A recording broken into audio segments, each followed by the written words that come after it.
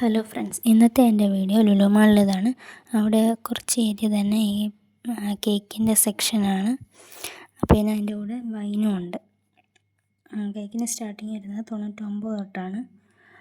പിന്നെ ഉള്ളത് ഡെക്കറേറ്റ് ചെയ്യാനുള്ള ഐറ്റംസാണ്. ക്രിസ്മസ് ട്രീയും സാന്താക്ലോസും.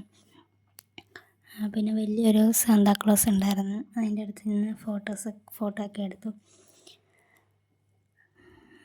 പിന്നെ നല്ല തിരക്കായിരുന്നു.